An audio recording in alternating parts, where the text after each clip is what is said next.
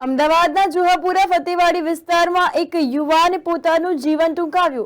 આ દરમિયાન પરિવાર સાથે વાત કરતા જણાવ્યું છે કે તે છેલ્લા ઘણા સમયથી બેરોજગાર હતો। આ ઘટના છે અમદાવાદના જુહાપુરા ફતેવાડી વિસ્તારની એક યુવાને પોતાનું જીવન ટૂંકાવ્યું છે।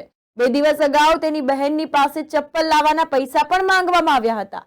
મરનાર યુવાન 2 મહિના અગાઉ જ લગ્ન બંધનમાં બંધાયો હતો। આ ઉપરાંત તે પોતાના લગ્ન જીવનમાં પણ ઘણો ખુશખુશાલ હતો તેવું પરિવારજનો પાસેથી જાણવા મળ્યું છે।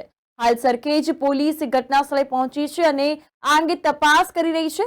મરનારની ડેડ બોડી પોસ્ટમોર્ટમ અર્થે વાડીલાલ હોસ્પિટલ ખાતે ખસેડવામાં આવી છે। આ અંગે પોલીસે તપાસનો ધમધમાટ શરૂ કર્યો છે। ना दे रहा। क्या हुआ था? कुछ नहीं हुआ। सुबह में खाली भरा था। मैं बहुत परेशान हो गया हूँ। काम कहीं लगता नहीं है। कोई डिलीवरी के उसमें लगता था, बोलो ये अकाउंट भी बंद हो गया। बस इतना बोल के मैं काम पे चली गई हूँ। ऊपर आ गया मैं को।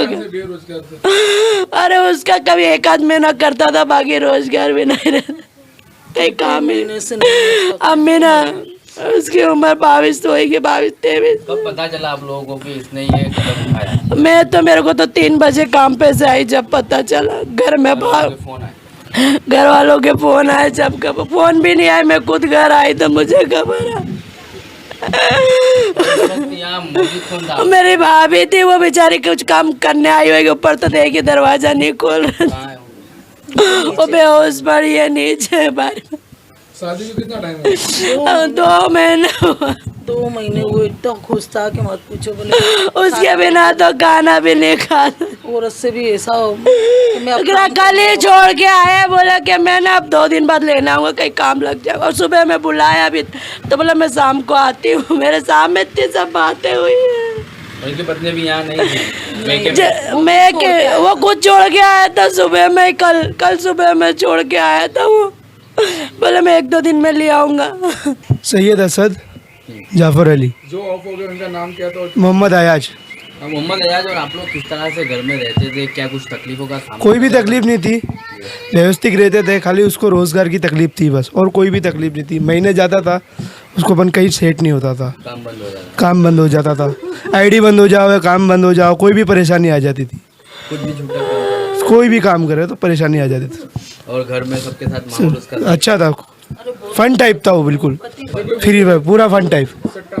कोई बुरी आदत नहीं, कोई भी नहीं, कोई देवा या कोई कुछ भी नहीं, कुछ भी नहीं ना, कुछ भी, कोई दुश्मनी नहीं, कोई दोस्ती नहीं उसके। परिवार के और दोस्तों के आसपास के साथ सबका रिश्ता अच्छा था? फन टाइप बोलते रहा हूँ मैं। तो आपको कब पता चला उनके भाई? मैं दुकान पे था, 2 बजे के आसपास पता चला मेरे को कि ऐसा करा उस भाई ने। तो ये हुआ जो लोगों ने तो आज इसको 11 बजे नीचे भी देखा सड़क। हाँ, मेरे साथ ही उतरा, 10-10:30 बजे मेरे साथ ही उतरा। मेरी बहन भी मेरे पीछे ही थी, तो मुझे बोला चंपल लेने के भी पैसे नहीं है भाई मेरे पास। मैं पर इतना नहीं बोल पाया कि ला भाई मैं दिला देता हूँ। मैं चले गया काम पे, उसके बाद का आइडिया नहीं है। आपको कोई कुछ बोला कि कोई ये परेशान कर? कुछ भी नहीं, कुछ भी नहीं। फन टाइप इंसान था, मस्त इंसान था। उसके पहले कभी घर में ऐसी बात होती ना, मैं सुसाइड करूंगा? कुछ भी ऐसी बात नहीं।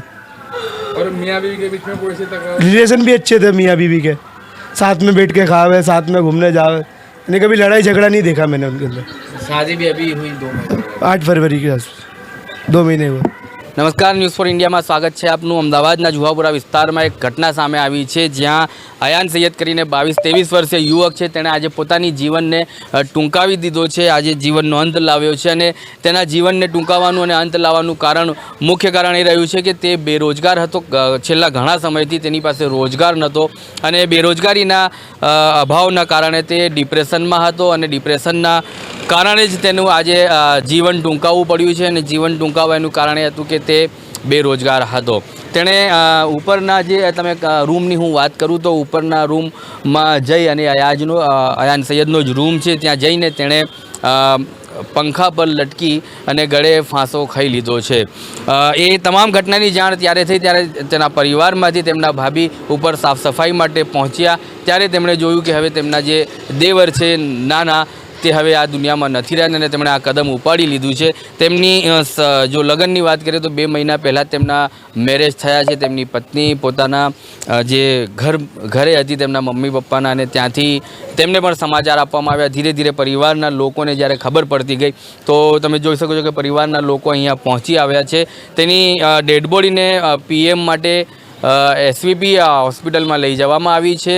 હાલ પોલીસ તપાસ ચાલુ છે. સરખેજ પોલીસ સ્ટેશનનો આ વિસ્તાર લાગે છે, પરંતુ જીવન ટૂંકાવાનું એક મુખ્ય કારણ એ રહ્યું કે તેની ઘરની અંદર તો બધાની સાથે તેની બોલચાલ સારી હતી, આસપાસના લોકોમાં બી તેનો માહોલ સારો હતો, પરંતુ નહોતું તેની પાસે તો માત્ર રોજગાર નહોતું. તે મુખ્ય કારણ બતાવવામાં આવે છે.